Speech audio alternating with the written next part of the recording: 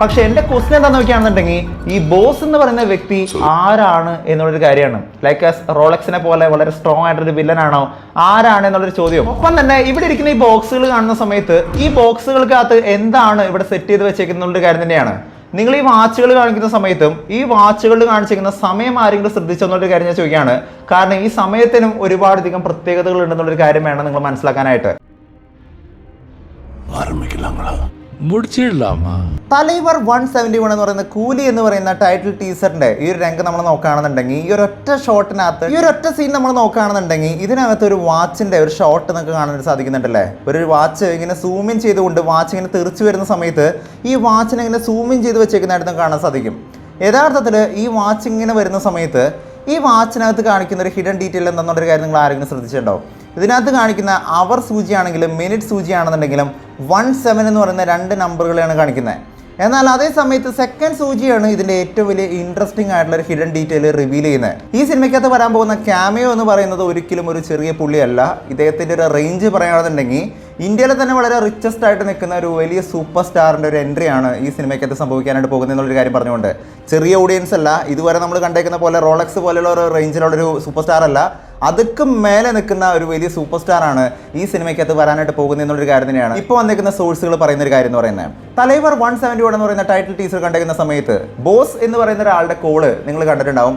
ഈ സിനിമയ്ക്കകത്ത് വില്ലന്മാരെ ബോസ് എന്ന് പറയുന്ന ഒരു വ്യക്തി ഫോൺ മുഖേന വിളിക്കുന്ന ഒരു സീൻ നിങ്ങൾ എല്ലാവരും കണ്ടു കാണും. ആരാണ് ഈ ബോസ് എന്ന് പറയുന്ന വ്യക്തി? അതിനെക്കുറിച്ച് പറയുന്ന സമയത്ത് നിങ്ങൾക്ക് ഈ സിനിമയുടെ ടൈറ്റിൽ ടീസറിനകത്ത് കാണിച്ചിരിക്കുന്ന ഫസ്റ്റ് ലോഗോന്റെ ആ ഒരു സിമ്പിൾ നോക്കുന്ന സമയത്തുള്ള കണക്ഷൻ കൂടി പറയാനായിട്ട് ബാക്കിയാണ്. എന്താണെന്നുള്ള കാര്യമൊക്കെ ഡീറ്റെയിൽ ആയിട്ട് പറയാം. എല്ലാ പ്രേക്ഷകർക്കും പുതിയ വീഡിയോയിലേക്ക് സ്വാഗതം. എൻ്റെ പേര് ഡൊണാൾഡ് എന്നാണ്. So welcome back to today's video. Coolie teaser ഇഷ്ടമായോ എന്ന് ചോദിക്കുകയാണെന്നുണ്ടെങ്കിൽ പല ആൾക്കാരും പറഞ്ഞിരിക്കുന്ന ഒരു കാര്യം ഈ സിനിമയുടെ ടീസർ എന്ന് പറയുന്നത് ആവറേജ് ആണെന്നുള്ളൊരു കാര്യമാണ്. പക്ഷേ എന്നെ സംബന്ധിച്ചിടത്തോളം ഒരു ഡിഫറൻ്റ് ആയിട്ടുള്ള ഒരു അപ്രോച്ച് ആയിട്ട് എനിക്ക് തോന്നി. എല്ലാ സിനിമകൾക്കും ഒരേ പാറ്റേൺ ആണെന്നുണ്ടെങ്കിൽ അതൊരിക്കലും നല്ലതായിരിക്കില്ല. ഒരു ഡിഫറൻസ് ഒക്കെ കൊണ്ടുവന്നാലാണ് ഒരു ഡിഫറൻസ് നമുക്ക് ഫീൽ ചെയ്യുള്ളൂ. ആ തരത്തിൽ നോക്കുന്ന സമയത്ത് സ്റ്റോറി വൈസ് നോക്കുകയാണെന്നുണ്ടെങ്കിലും ഒപ്പം തന്നെ പ്രസന്റേഷൻ നോക്കുന്ന സമയത്തും കുറച്ചൊക്കെ വ്യത്യാസമായിട്ടാണ് ഈ പ്രാവശ്യത്തെ ടീസർ വന്നേക്കുന്നത്. ഈ സിനിമയുടെ ഫസ്റ്റ് ടൈറ്റിൽ കാർഡ് കാണിക്കുന്ന സമയത്ത് തന്നെ, ഫസ്റ്റ് കൂലി എന്ന് പറയുന്ന ടൈറ്റിൽ കാർഡ് എഴുതി കാണിച്ചിരിക്കുന്ന സമയത്ത് തന്നെ ഈ ടൈറ്റിൽ എഴുതി കാണിച്ചേക്കുന്നതിന് ഒരു പ്രത്യേകതയുണ്ട്. യഥാർത്ഥത്തിൽ കൂലി എന്ന് എഴുതി കാണിച്ചിരിക്കുന്നത് റെഡ് കളറിലാണെന്നുണ്ടെങ്കിൽ പോലും ഇതൊരു ഗോൾഡൻ സംഭവത്തിന്റെ ഉള്ളിൽ, ഒരു ഗോൾഡൻ ഷേപ്പിന്റെ ഉള്ളിലാണ് ഈ ഒരു സംഭവം എഴുതി വെച്ചേക്കുന്നതായിട്ടാണ് നമുക്ക് കാണാൻ പറ്റുന്നത്. ഇതെന്താണ് ഈ സംഭവത്തിന്റെ റെലവൻസ് എന്നുള്ളൊരു കാര്യം ഞാൻ ആദ്യം തന്നെ ചിന്തിച്ചിരിക്കുന്ന ഒരു കാര്യം തന്നെയാണ്. കാരണം ലോകേഷ് കനകരാജിന്റെ ഏതൊരു ടൈറ്റിൽ നോക്കുന്ന സമയത്തും ആ ടൈറ്റിൽ കാർഡിന് പോലും ഒരുപാട് ഹിഡൻ ഡീറ്റെയിലുകൾ സാധാരണ ഉണ്ടാവാറുണ്ട്. അങ്ങനെ തപ്പിപ്പോകുന്ന സമയത്താണ് ഒരു ഇൻട്രസ്റ്റിംഗ് ആയിട്ടൊരു കാര്യം കാണാൻ പറ്റിയത്. യഥാർത്ഥത്തിൽ കൂലി എന്ന് എഴുതി കാണിച്ചേക്കുന്ന ഒരു ടൈറ്റിൽ കാർഡ് എന്ന് പറയുന്നത് ഈ ടൈറ്റിൽ കാർഡിന്റെ അതേ തന്നെ സിമ്പിളോട് കൂടിയിട്ടുള്ള ഒരു സംഭവമാണ് യഥാർത്ഥത്തിൽ രജനികാന്തിന്റെ കൈകളിൽ വെച്ചേക്കുന്നതായിരുന്നു കാണാൻ പറ്റുന്നത്. ഈ ടീസറിന്റെ ഒരു ഭാഗത്ത് നമ്മൾ നോക്കുകയാണെന്നുണ്ടെങ്കിൽ രജനികാന്തിന്റെ കൈകളിലായിട്ടും ഈ ഒരു സിമ്പിൾ തന്നെ വെച്ചേക്കുന്നതായിരുന്നു കാണാൻ പറ്റും. എന്താണ് ഈ ഒരു സിമ്പിൾ എന്നുള്ളൊരു കാര്യം നോക്കുകയാണെന്നുണ്ടെങ്കിൽ രജനികാന്തിന്റെ പ്രീവിയസ് പടങ്ങളുടെ ഇൻസ്പിറേഷൻസ് വെച്ചിട്ട് ആയിരിക്കാം ലോകേഷ് കനകരാജ് ഈ പടം ചെയ്തിട്ടില്ല എന്നുള്ളൊരു കാര്യം നമുക്ക് ഉറപ്പിക്കാൻ പറ്റുന്ന ഒരു കാര്യം തന്നെയാണ്. കാരണം ഒരുപാട് ഡയലോഗുകൾ പഴയ സിനിമകളിൽ നിന്നും പഴയ പാട്ടുകളുടെ പോലെ റെഫറൻസുകൾ നമുക്ക് ഈ ഒരു ടൈറ്റിൽ ടീസറിനകത്ത് കാണാനായിട്ട് സാധിച്ചിരുന്നു. സോ അങ്ങനെ നോക്കുന്ന സമയത്ത് ഏതെങ്കിലും പഴയ സിനിമകളുടെ റെഫറൻസ് വെച്ചുകൊണ്ടായിരിക്കോ ഇങ്ങനെ ഒരു സംഭവം സെറ്റ് ചെയ്തിട്ടുണ്ടെന്നുള്ള കാര്യം അങ്ങനെ അന്വേഷിച്ച് പോകുന്ന സമയത്താണ് ഒരു കാര്യം മനസ്സിലാക്കാനായിട്ട് പറ്റിയത്. 1993 ഇറങ്ങിയിരിക്കുന്ന ഒരു സിനിമയാണ് രജനികാന്ത് സിനിമയായിട്ടുള്ള ഉഴൈപ്പാളി എന്ന് പറയുന്ന ഒരു സിനിമ എന്ന് പറയുന്നത്. ഉഴൈപ്പാളി ഈ സിനിമയ്ക്കകത്ത് രജനികാന്തിന്റെ ഒരു കഥാപാത്രത്തിനെ നോക്കുകയാണെന്നുണ്ടെങ്കിൽ അദ്ദേഹം യൂണിയനിൽ വർക്ക് ചെയ്യുന്ന ഒരാളാണ്. അതായത് സാധനങ്ങളൊക്കെ കയറ്റി കൊടുക്കുന്ന അങ്ങനത്തെ ഒരാളാണ്.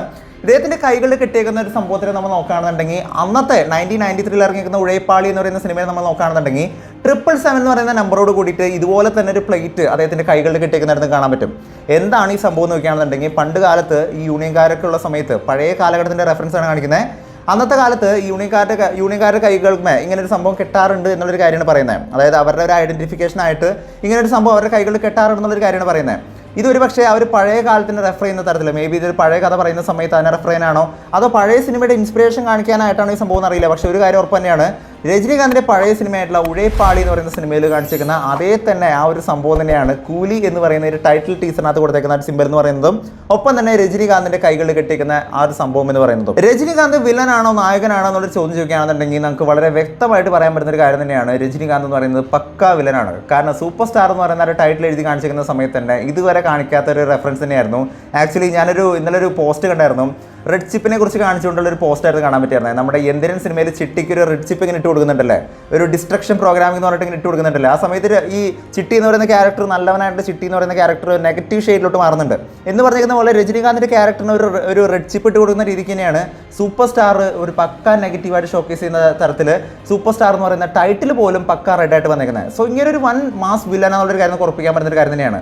സോ വില്ലൻ ഈ ഒരു വില്ലന്മാരെ തേടി വരുന്ന സമയത്ത്, ഒരു വില്ലൻ മറ്റു വില്ലന്മാരെ തേടി വരുന്ന സമയത്ത് അവരെ വിളിക്കുന്ന ഒരു ബോസ് എന്ന് പറയുന്ന ഒരു വ്യക്തിയെ നമുക്ക് കാണാൻ സാധിച്ചായിരുന്നു. ഈ സിനിമയുടെ ടീച്ചർ നമ്മൾ നോക്കുകയാണെന്നുണ്ടെങ്കിൽ ബോസ് എന്ന് പറയുന്ന ഒരു വ്യക്തി ഈ പറയുന്ന ഗുണ്ടകളെല്ലാം വിളിക്കുന്നതായിട്ട്, ഈ പറയുന്ന സ്മഗ്ലിംഗ് ചെയ്യുന്ന, ഗോൾഡ് സ്മഗ്ലിംഗ് ചെയ്യുന്ന ഒരാളെ വിളിക്കുന്നതായിട്ട് നമുക്ക് കാണാനായിട്ട് സാധിച്ചായിരുന്നു.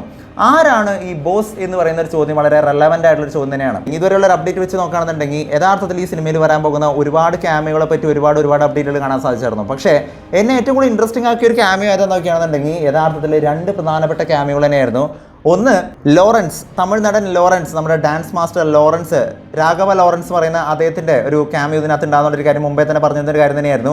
സോ അദ്ദേഹമായിരിക്കും സിനിമയിൽ വരാൻ പോകുന്ന വില്ലൻ എന്നുള്ളൊരു കാര്യം പറയുന്ന സമയത്ത് പോലും അദ്ദേഹം ആണെന്നുണ്ടെങ്കിൽ ഗംഭീരം തന്നെയായിരിക്കും. കാരണം ജിഗർതണ്ട ഡബിൾസിലൊക്കെ നമ്മൾ കണ്ടേക്കുന്ന ഒരു സംഭവം തന്നെയാണ്. അദ്ദേഹത്തിൻ്റെ പെർഫോമൻസ് പറയുന്നത് വേറെ ലീഗാണ്. പക്ക വില്ലനിസം കാണിക്കാനായിട്ട് അദ്ദേഹത്തിന് വേറെ കഴിവാണ്. പക്ഷേ അതേ സമയത്ത് തന്നെയാണ് എന്നെ ഞെട്ടിക്കുന്ന തരത്തിൽ എനിക്ക് മറ്റൊരു സൂപ്പർ സ്റ്റാറിൻ്റെ, ഒരു വലിയ സൂപ്പർ സ്റ്റാറിൻ്റെ, ഇൻഫാക്ട് തമിഴിൽ രജനീകാന്ത് സൂപ്പർ സ്റ്റാർ ആണെന്നുണ്ടെങ്കിൽ തെലുങ്കിൽ ഇദ്ദേഹം ഒരു വലിയ സൂപ്പർ സ്റ്റാർ എന്ന് പറയുന്ന തരത്തിൽ ഒരു വലിയ സൂപ്പർ സ്റ്റാറിൻ്റെ ക്യാമിനെ കുറിച്ചുള്ള ഒരു വാർത്ത കൂടി കേൾക്കാനായിട്ട് സാധിച്ചായിരുന്നു. ലോകേഷ് കനകരാജ് ഇദ്ദേഹവുമായിട്ട് ഒരു മീറ്റപ്പ് നടത്തിയിരുന്നു. അതിൻ്റെ ബേസിൽ ഈ സിനിമയ്ക്കകത്ത് ഇദ്ദേഹത്തിനെ കൊണ്ടുവരാനായിട്ട് നോക്കുന്നുണ്ടെന്നുള്ള വാർത്തകൾ മറ്റു കേൾക്കാനായിട്ട് സാധിച്ചായിരുന്നു. അത് മറ്റാരുമല്ല, തെലുങ്ക് നടനായിട്ടുള്ള, തെലുങ്ക് സൂപ്പർ സ്റ്റാർ ആയിട്ടുള്ള നാഗാർജുന അക്കിരേനി നാഗാർജുന എന്ന് പറയുന്ന സൂപ്പർ സ്റ്റാറാണ്, തെലുങ്ക് സൂപ്പർ സ്റ്റാറാണ്. ഇദ്ദേഹം തമിഴ് സിനിമയായിട്ടുള്ള തലൈവർ 171 എന്ന് പറഞ്ഞ ഈ സിനിമയ്ക്കകത്ത്, കൂലി എന്ന് പറയുന്ന സിനിമയ്ക്കകത്ത് വരുന്നുണ്ടെന്നുള്ള വാർത്തകൾ ഇപ്പോൾ വളരെ സ്ട്രോങ് ആയിട്ട് നിൽക്കുന്നുണ്ട്. അദ്ദേഹം ആയിരിക്കോ ഈ ഒരു ബോസ് എന്നുള്ളൊരു കാര്യം ഇപ്പോൾ വളരെ സ്ട്രോങ് ആയിട്ട് നിൽക്കുന്ന ഒരു റൂമർ തന്നെയാണ്. തലൈവർ 171 എന്ന് പറയുന്ന ടീസറിനെ കുറിച്ച് പറയുന്ന സമയത്ത് ഈ 171 എന്ന് പറയുന്ന റെഫറൻസുകൾ പല സ്ഥലങ്ങളിൽ നമുക്ക് ഡയറക്റ്റ് ആയിട്ട് കാണാൻ സാധിച്ചായിരുന്നുള്ളേ. യഥാർത്ഥത്തിൽ 171 എന്ന് പറയുന്ന ഒരു ബോർഡ് നമുക്ക് കാണാൻ സാധിച്ചായിരുന്നു, തലൈവർ 171 എന്ന് പറയുന്ന തരത്തിൽ ഇൻഡിക്കേറ്റ് ചെയ്യുന്ന തരത്തിൽ. പക്ഷേ ലോകേഷ് കനകരാജ് റെഫറൻസ് പറയുന്ന തരത്തിൽ, ലോകേഷ് ബ്രില്യൻസ് എന്ന് പറയുന്ന തരത്തിൽ ഒരു ഗംഭീരമാണ് തലൈവർ 171 റെഫറൻസ് മറ്റൊരു സൈഡിൽ കാണാനായിട്ട് സാധിച്ചായിരുന്നു. നിങ്ങളെല്ലാവരും ഈ ഒരു ടൈറ്റിൽ ടീസറിനകത്ത് പല ആൾക്കാർക്കും ഭയങ്കരമായിട്ട് ഇഷ്ടപ്പെട്ടേക്കുന്ന ഒരു സീൻ തന്നെയായിരിക്കും ഈ വാച്ച് വെച്ചുകൊണ്ട് ഇങ്ങനെ അടിക്കുന്ന സമയത്ത് ഈ വാച്ച് ഇങ്ങനെ തെറിച്ച് പോകുന്നൊരു സീൻ. ഈ വാച്ച് ഇങ്ങനെ തെറിച്ച് പോകുന്ന സമയത്ത് നമുക്കിതിനകത്ത് ഒരു സമയം കാണാനായിട്ട് പറ്റും. ഒരു വാച്ചിനെ ഇങ്ങനെ സൂം ചെയ്ത് കാണിച്ചുകൊണ്ട് ഇതിനകത്തൊരു സമയം, സൂചികളെന്നൊക്കെ കാണാനായിട്ട് സാധിക്കും. യഥാർത്ഥത്തിൽ ഈ സൂചിനെ നമ്മളൊന്ന് സൂക്ഷിച്ച് നോക്കുകയാണെന്നുണ്ടെങ്കിൽ, വളരെ കൃത്യമായിട്ട് സൂക്ഷിച്ച് നോക്കുകയാണെന്നുണ്ടെങ്കിൽ നമുക്ക് ഒരു കാര്യം മനസ്സിലാക്കാനായിട്ട് പറ്റും. ഇതിന്റെ അവർ സൂചി എന്ന് പറയുന്നത് 1 നിൽക്കുന്നത്, 1 എന്ന് പറയുന്ന നമ്പറിലാണ് നിൽക്കുന്നത്. ഇതിന്റെ മിനിറ്റ് സൂചി എന്ന് പറയുന്നത് 7 എന്ന് പറയുന്ന നമ്പറിലാണ് നിൽക്കുന്നതായിട്ടാണ് കാണാൻ സാധിക്കുന്നത്. 1, 7 എന്ന് പറയുന്ന 2 നമ്പറുകളെ നമുക്ക് അവിടെ കാണാൻ സാധിക്കുന്നുണ്ട്. പക്ഷേ 2 സെക്കൻഡ് കഴിഞ്ഞ് നമ്മളിങ്ങനെ നിൽക്കുന്ന സമയത്ത് നമുക്കൊരു കാര്യം കാണാനായിട്ട് സാധിക്കും. ഇതിന്റെ സെക്കൻഡ് സൂചി, ഈ വാച്ചിനകത്ത് കാണിക്കുന്ന സെക്കൻഡ് സൂചി നമ്മൾ നോക്കുകയാണെന്നുണ്ടെങ്കിൽ പോലും ഈ സെക്കൻഡ് സൂചി യഥാർത്ഥത്തിൽ വന്ന് നിൽക്കുന്നത് 12 നേരെ മറിച്ച് 1 തന്നെയാണ്. 1 ഈ സെക്കൻഡ് സൂചി വന്ന് നിൽക്കുന്നതായിട്ട് കാണാൻ സാധിക്കുന്നത്. ഇത് വെച്ച് കണക്ട് ചെയ്യുന്ന സമയത്ത് 171 എന്ന് പറയുന്ന തലൈവർ 171 റെഫറൻസിനെയാണ് ഈ ഒരു വാച്ചിനകത്ത് പോലും ലോകേഷ് കനകരാജ് കാണിച്ചു വെച്ചേക്കുന്ന ഒരു ബ്രില്യൻസ് എന്ന് പറയുന്നത്. ആരംഭിക്കലാമല എന്ന് പറയുന്ന ഒരു ഡയലോഗിൽ നിന്ന് വിക്രം സിനിമ ആരംഭിച്ചു എന്നുണ്ടെങ്കിൽ മുടിച്ചിടലാമ എന്ന് പറയുന്ന ഒരു ഡയലോഗോട് കൂടി തന്നെയാണ് ഈ സിനിമ, ഈ കഥ അങ്ങ് അവസാനിപ്പിക്കാം എന്ന് പറയുന്ന തരത്തിൽ തന്നെയാണ് ലോകേഷ് കനകരാജ് ഈ കഥയിലെ ഡയലോഗുകളും മറ്റൊക്കെ സെറ്റ് ചെയ്ത് വെച്ചേക്കുന്നത്. നമുക്കറിയാം ലോകേഷ് കനകരാജിന്റെ പല സിനിമകളുടെ റെഫറൻസുകൾ, ഇൻക്ലൂഡിങ് കൈദി, മാസ്റ്റർ എന്നിങ്ങനെയുള്ള പല സിനിമകളുടെ റെഫറൻസുകൾ, അതിനകത്ത് കാണിക്കുന്ന ഷോട്ടുകളുടെ തന്നെ വീണ്ടും ഇൻസ്പിറേഷൻസ് വെച്ചുകൊണ്ട് തന്നെയാണ് ഈ സിനിമയെ ഷൂട്ട് ചെയ്തേക്കുന്നത്. പക്ഷേ ഈ സിനിമ LCU ആണോ അല്ലയോ എന്നുള്ളൊരു കാര്യം പറഞ്ഞുകൊണ്ട് ഒരു സ്ട്രോങ് ആയിട്ടുള്ള റൂമർ ഇപ്പോൾ വീണ്ടും വന്നിട്ടുണ്ട്. അതെന്താണെന്നുള്ളൊരു കാര്യമൊക്കെ നമുക്ക് ഡീറ്റെയിൽ ആയിട്ട് പറയാം. അതിനായിട്ട് ചാനൽ ഒന്ന് സബ്സ്ക്രൈബ് ചെയ്ത് വെച്ചേക്കുക. തൊട്ടടുത്തുള്ള ബെൽ ഐക്കൺ കൂടി അമർത്തിക്കുകയാണെന്നുണ്ടെങ്കിൽ ലേറ്റസ്റ്റ് ആയിട്ട് വരുന്ന വീഡിയോയുടെ അപ്ഡേറ്റുകളെല്ലാം കൂടി ലഭിക്കുന്നതായിരിക്കും. എന്താണ് നിങ്ങളുടെ അഭിപ്രായം? ഈ സിനിമ LCU ആയിരിക്കും? എന്താണ് നിങ്ങളുടെ അഭിപ്രായം എന്നുള്ളൊരു കാര്യം താഴെ കമന്റ് ചെയ്യുക. വീഡിയോ മാക്സിമം പേരിൽ ഷെയർ ചെയ്യുക. മറ്റൊരു വീഡിയോ ആയിട്ട് വീണ്ടും വരുന്നവരെ it's been Donald Sebastian signing out. By.